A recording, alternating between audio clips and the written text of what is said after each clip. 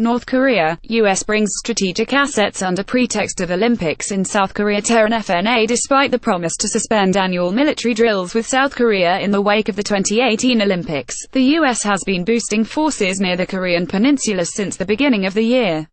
The North Korean envoy said that the U.S. is bringing its strategic assets to and around the Korean Peninsula under the pretext of the security of the Olympic Games, and urged Washington to completely stop, not just temporarily suspend, its joint military exercises with South Korea and all other nuclear war drills, RIA Novosti reported.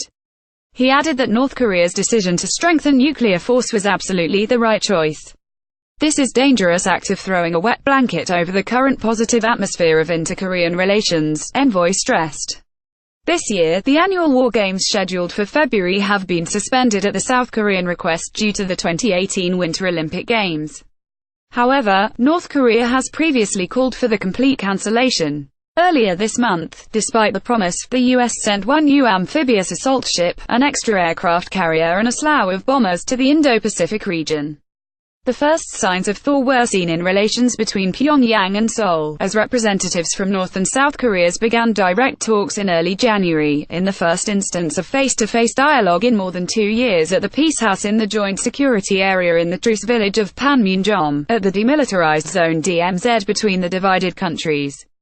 Seoul and Pyongyang have agreed on the North Korean team's participation in the Olympic Games, while North and South Korea will march together under a unified Korean flag for the opening ceremony of the 2018 Winter Olympics in Pyeongchang next month.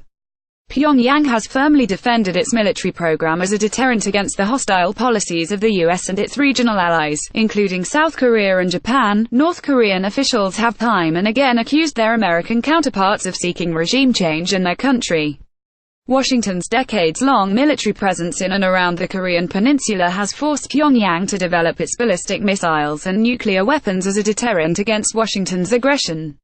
Washington, Tokyo and Seoul have also held a series of high-profile war games near the Korean Peninsula over the past months, amid an ongoing standoff over Pyongyang's development of ballistic missiles and nuclear warheads, as both South Korea and Japan, despite tense relations amid disputes over history and territory, are allies and look to the U.S. for their security. The United States has thousands of troops in the region, partially in South Korea and Japan, and routinely threatens the North with military action to stop its weapons program.